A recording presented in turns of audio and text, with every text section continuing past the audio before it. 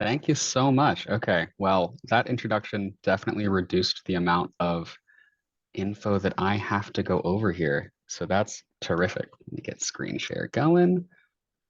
There we go. Okay, so I'm just going to go ahead and walk through my own experience as a business analyst and as a data professional in the nonprofit world, and also how it compares to my experience in other areas. So just to level set with y'all, kick it off with a brief intro of myself, move into those similarities and differences across the different areas I've worked in, and then get to really the meat of today's conversation in informed decision making in the Red Cross. And then I'll open it up for questions.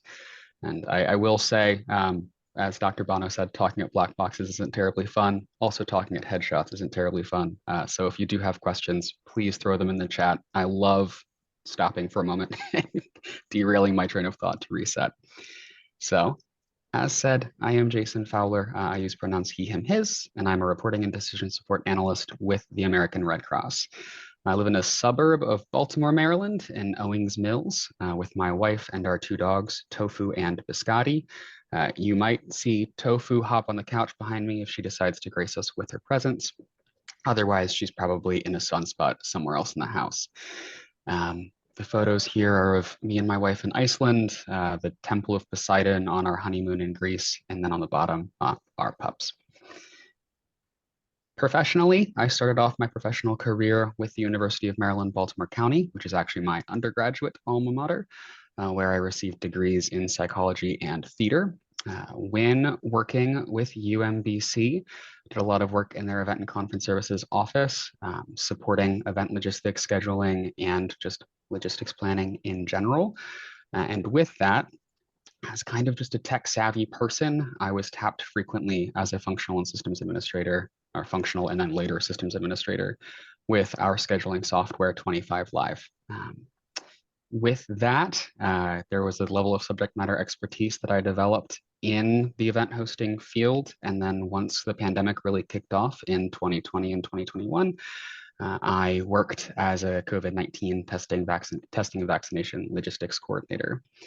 Through all of those roles, I applied the analytic skills that I was picking up formally and informally. So I have some interesting stories about simulating out COVID testing vaccine flows so that we had the right decisions being made.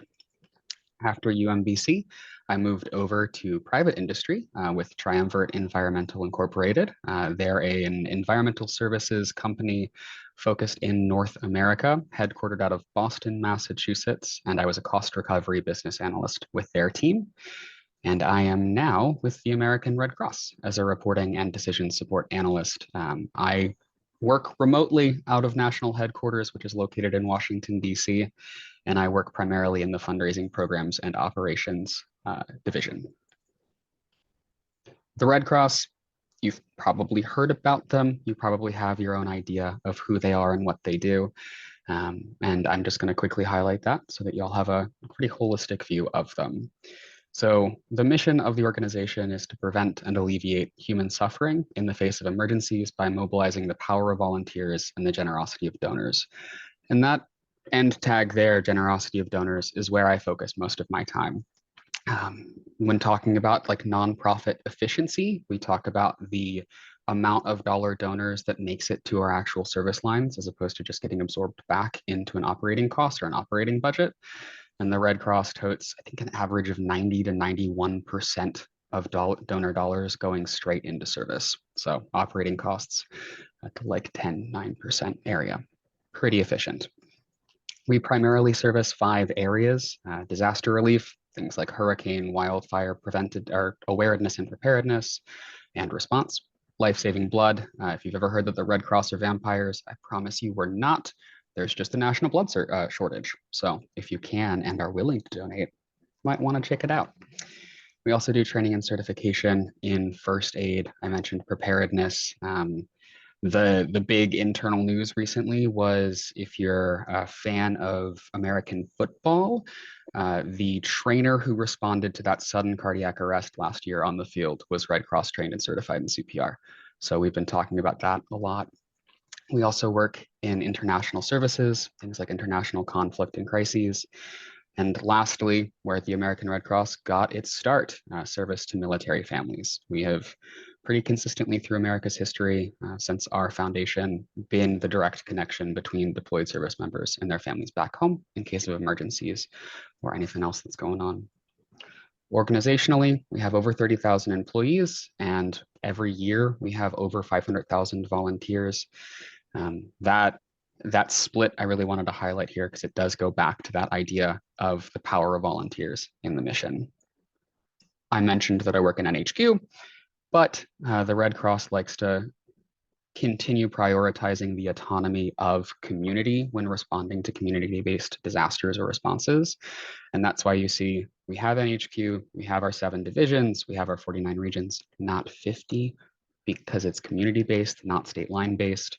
And that all breaks down to the 600 chapters, which goes back to those individual community-based responses. You can think about that something as like the Mid-Atlantic region might break down to the Baltimore chapter, the Southern Maryland chapter, things like that.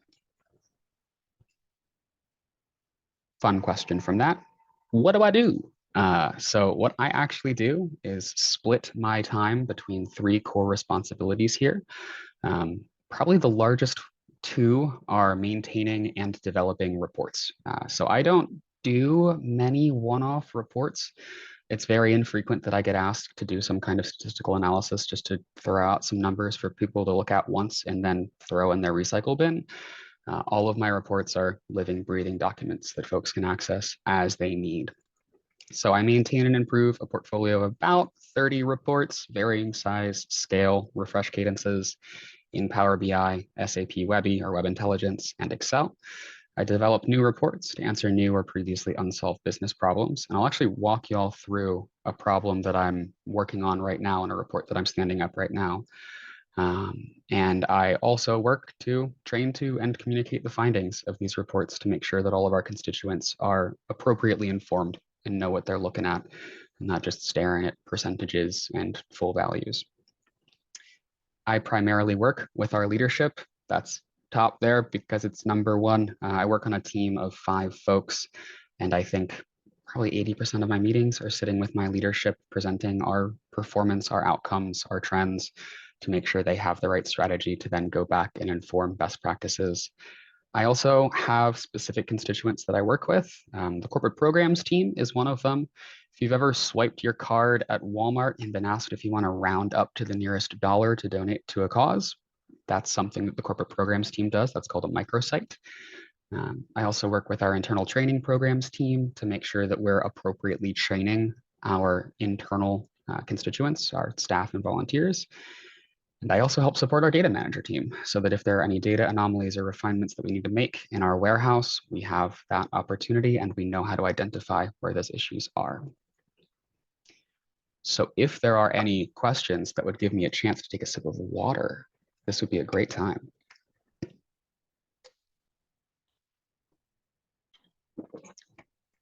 If not, I'll pretend like I'm doing a great job and this is the most interesting thing y'all have ever seen during a lunch hour. Great, I'll take it. I got a thumbs up. So now I want to go ahead and give some insight into my own working experience in these areas. Albeit some of my time has been relatively short in private industry, I got a pretty good exposure while I was with Triumvirate. And I've kind of noticed that the guiding question is really the main difference that I found in these roles that I've had. With public education, with public institution at UMBC, the guiding question was frequently, what can we do and how should we invest our resources? A lot of priority on making sure that we're spending taxpayer dollars the right way or student fee dollars the right way. So before standing up any COVID testing clinic or vaccine clinic, this was actually the nerdiest thing I think I did in grad school outside of coursework. I used R to do a Monte Carlo simulation of different process flows so that I could tell, hey, if we host this in our ballroom, how many people per hour could we push through the actual vaccination process? How many staff will we need? What type of queue do we want? And I could simulate all of those so that we could go back to the table and say, maybe we don't use a parking garage this time for testing. Maybe that's not the most optimal idea. I also did a lot of analytics around historical event trends. I have it listed here to predict future space resource staffing needs. That was certainly true. was more frequently used to justify purchasing and justify the review of additional relationships that could be built around campus. That was pretty informal, really just based in the what can we do, what's possible. With Triumvirate, I was a cost recovery business analyst. Unsurprisingly, the really important question that I was always being asked is how can we increase profit? While I worked there, inflation was going absolutely wild. I think I was sitting on a call when the news broke about consumer price index hitting like 11%. And we were all kind of scrambling, trying to figure out how to maintain profitability of the company. And part of that was analyzing things like our profit margin, our fully loaded costing model, and a couple of other really core metrics here at every level of the organization. I sat with our CFO, I sat with our COO, and I went over my Mid-Atlantic division's performance. We talked about ways we can adapt our contractual baseline so that we can make sure that certain service lines maintain profitability. I also sat with regional managers to go over individual performance from the management perspective, and I sat with account managers to go over their specific accounts performance and what their jobs performances were, so that we could really help to understand and identify opportunities for improvement, and also maybe some ways that we can help our customers out a little bit and cut cost in one area to adjust appropriately.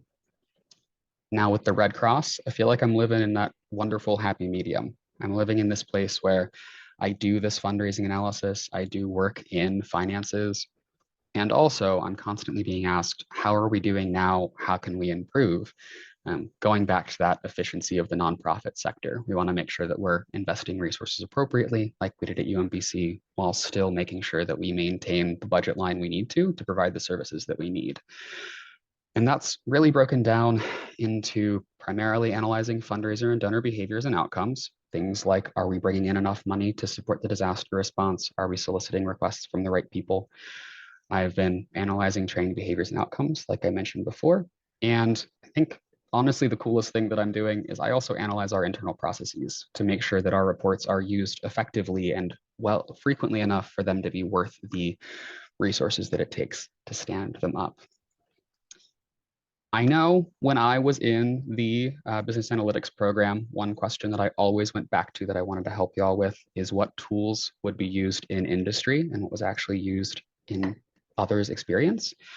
And something that I wanted to do is just throw a little chart up here showing the differences in what tools I've used. So ubiquitous things that are used everywhere.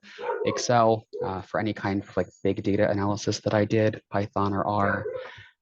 Power Query, which is Microsoft's like data ingestion, data manipulation, automation tool. I used a lot for really just automating and simplifying Excel processes and reporting.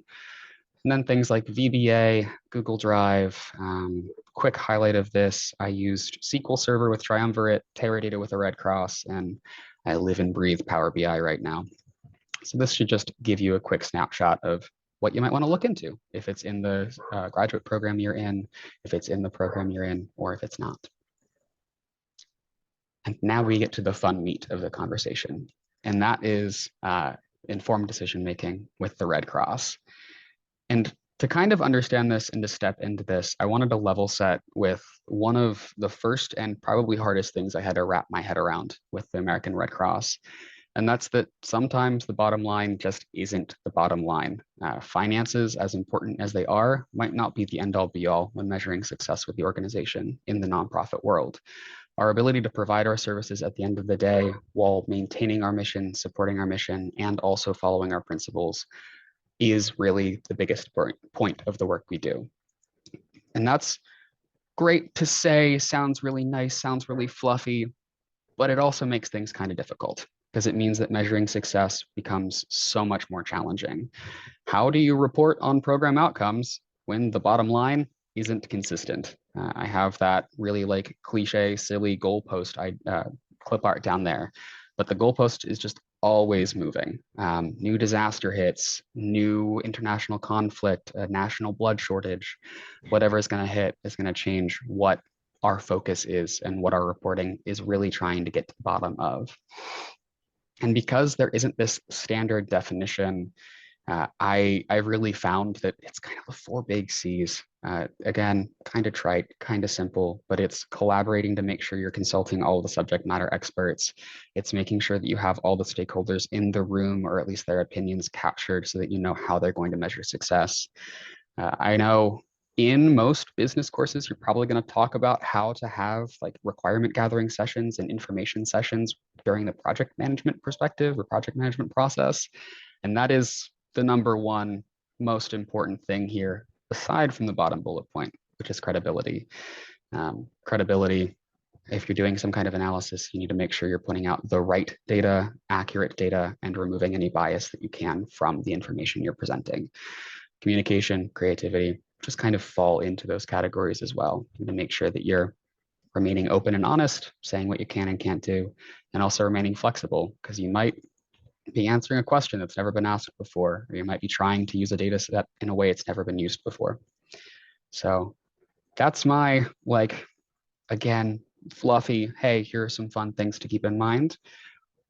But I wanted to take you all on a quick trip into something I'm actively working on right now. Now, I can't show you the actual report, unfortunately, because it contains a whole bunch of confidential donor data. But what I can do is I can walk you through the problem that I'm trying to solve, and I can walk you through how I'm approaching the solution. So here, I'm trying to develop a report to answer the business question, how do current disaster fundraising efforts compare to historical fundraising efforts? And this is a question that's asked across the entire organization, and everyone has a different idea of what they're looking for. Kind of breaks down into two main categories of folks who are looking for it. You have management and you have operations. Management are those senior leadership, NHQ disaster fundraising team and regional executives who are trying to understand how to incentivize and prioritize resources within the organization to make sure that we're keeping up with past disaster fundraising efforts. And also our operations team, who need to know who they need to reach out to, who's a good lead to follow up with, who haven't they talked to yet that they should follow up with, and are they keeping pace with previous effort to know if they should prioritize their time differently. Some interesting challenges over here. The first one is the like baseline framework of the report itself. And it's this idea of understanding the concept of fundraising pipelines and how they remain dynamic. So a fundraising pipeline, interesting concept. It's really just the landscape of donation solicitations across an ask or solicitations lifecycle, going from researching who might be able and willing to donate, what their priorities are, what their likes and interests are, through making the ask, down to having someone say, yep, I'll give, no, I won't give. That's the promise, or the, wow, I just forgot another word for it, promise, we'll say that, all the way through either getting or not getting that donation, receiving the donation. That's an incredibly dynamic thing in this relationship management structure that we have in fundraising, because what you ask for yesterday from someone might be completely different than what you're asking for them from them for today. Think about that as something like, hey, there's this hurricane that's going to slam into Maine in the next week. Are you able to donate? And we'll have internally these ideas of what we're going to ask, what we expect them to give, what probability we think there is of that ask actually closing, that donation actually coming in, and then a whole bunch of metrics and variables around when we think the ask will be made, when we think the donation will come in, when we think the money will actually hit our books.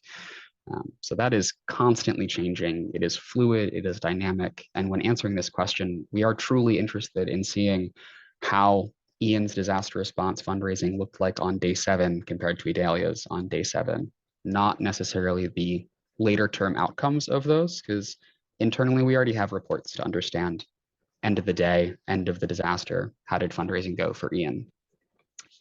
Variable measures of success, I already touched on. And then we have everyone's favorite, which is differing technical and analytical capabilities of our end users. We all know an executive who can't open an Excel workbook or convert to PDF, and we all know someone who works in operations who manages their own mortgage tracking in Excel or retirement portfolio in Excel. You just have to meet people where they are, and because of that, I have to approach this complex problem with both the power to answer these big questions and the simplicity for anyone to use it who touches the report. And to get there, I'm actually creating a suite of reports in Power BI so that folks can see a side-by-side view of their own selected disaster fundraising efforts, be it disaster fundraising effort by type of disaster. Maybe you want to see all hurricanes for fiscal year 23 compared to all hurricanes for fiscal year 24. You can do it by timing. Maybe you want to compare Q1 24 to Q1 23, or you can do it by individual disaster or groups of disasters. Maybe you want to compare the Hawaii wildfire fundraising effort in comparison to the California wildfire fundraising effort last year. To go ahead and make this actually usable and interactive, I've been building a lot of, honestly, like slicers and filters and interfaces and interactivity in Power BI. So all someone has to go and do is select what criteria they want to include, what date they want to look at, and then all of the analysis happens in real time for them. And they know every time they're looking at it that they're getting a consistent definition of what that measure means.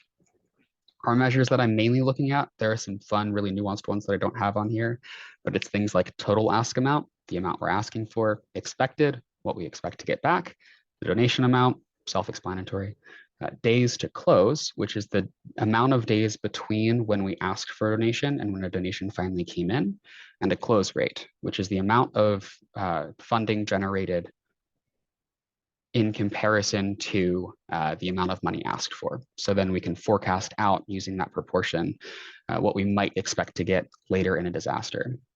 I'm also doing some basic counts just to understand the volume and composition of our pipeline of ask, donations, and donors. Simple, still really important for some of our folks. In terms of variables, I'm trying to make this as granular and nuanced as possible while still maintaining those enterprise level definitions of what things mean. So I mentioned the disaster variables already. Ask and gift variables that folks can pivot on or interact down to or drill to are things like the ask stage. Are we just investigating it? Are we, as of day 7, how many asks did we have that were promised to us? How many asks did we have that were already declined? That type of question. Size of asks or gift. Source, things like are they coming in through the mail? Are gifts coming in online? Are they coming in through wire transfer? Really important internally because we have teams that focus on different types of donations. Fund and strategy, really important concept in my world. Fund being where the money's actually going. We have to honor donor intent. It's not like we get $10,000 and then we can put that wherever we want. Frequently, we'll get $10,000 and it'll be, hey, I want to put $10,000 directly into the Maui wildfire relief, but I don't want it to go to any of these other things. And we do our best to honor that. And then strategy is what we actually asked for. So in that same scenario, if someone said, hey, I want to give to Hawaii wildfires or Maui wildfires, but we asked for Hurricane Ian, that's a really important thing to understand in the actual end game of the fundraising pipeline, because where do you count that ask going towards is a question that a lot of our leaders ask. Is it, do we recognize the fundraiser for making the ask and bringing in the revenue, or do we recognize the other fundraisers who are working on the other disaster because the money eventually went to them? Account level info, things like what industry they're in, what type of recognition status they have within our organization and our donation histories, geography of the account, who's managing the account. And then also down here, we have things to help our managers out to understand the geography of the fundraisers actually working. Is someone in the Mid-Atlantic appropriately asking for money for disasters on the West Coast and vice versa? Employment history, more tenured, newer to their role. What are we looking at? Is there someone we're missing in our training activities? And then also portfolio, things like who they primarily work with, when they've worked with them, how long they've been working with those accounts. So you can kind of hopefully start to see how this all comes together so that folks have this suite of reports they can bounce between so that they can get this glimpse into what efforts looked like and how we can compare the two. And with that, we finally get to the actual type of decisions that we're informing here. I'm going to keep with that management versus operations thought process here. And our first question that we're answering mainly is this operations component of how should we adjust our disaster fundraising strategy at the micro scale? Are we missing a donor that we solicited? Has a large corporation given every single time there's been a hurricane in a large amount year over year, and we haven't solicited for a donation from them yet? Let's make sure we get them on our list. Do we need to adjust priorities for fundraising efforts? maybe, and this does happen, a little bit of a warm fuzzy feeling for y'all. Maybe we've raised enough to meet the needs of a disaster response. Maybe we are fully covered in our expected budget and we need to stop fundraising for this disaster and we need to pivot over to something that's getting less media attention or has gotten significantly worse in the short term. We also have those management level questions that are being answered, things like, are fundraisers appropriately managing their portfolios? Do we need to reinforce best practices and SOPs with our fundraisers? And a really key one right there that I can point out is if we're on day 30 of a disaster and you're still researching who to ask donations from, you're probably not managing your pipeline in the right way. Day 30 of a disaster, pretty much the entire pipeline should be in the works in some way. You should be working with your donor, or we should have already received the money. And then another fun one here, and this one always brings me joy, is highlighting success stories. Who can we point out? What accounts can we look to? What gifts can we look to recognize as success stories? Maybe something truly transformational came in. Maybe something truly amazing that changed the game has been given to us, and we're kind of adjusting what we're doing because of it. So this is one of those fun cases where the bottom line is the bottom line, which is probably part of why I wanted to show it to y'all. Because the other things I work on, honestly, they're still changing right now. So a little bit hard to capture today. And that brings me to the end of talking into the void here. And if nothing else today, I wanted to leave you all with this. I hope that you see the nonprofit field as a viable career option for you as a data or business professional. Analysis in these spaces extends well beyond financials, presents unique opportunities and challenges, and I genuinely think I've used everything I've learned in my studies with the Smith School in this role, and I've grown them even further. I may or may not have had to sell my boss on things like k-means clustering and some other like training techniques, but hey, we got there and we're now using those methods. I would also just like to call out here, I know I don't have it on here, but just because it's nonprofit, don't think it's not competitive. I know every organization, every company is different, but speaking for myself, at least, I'm paid above the average for someone with my experience, education, and in my industry. I work remotely. I have great benefits and genuinely can't complain about pretty much anything other than Microsoft Excel crashing on me every day, which I don't think I can fix with the Red Cross. So thank you all. If you want to connect with me on LinkedIn, you can just look up Jason Fowler. I should pop up if you have any connections with the Smith School professors. And if you have anything that you just want to stay in touch about, feel free to email me. I'd be glad to talk more.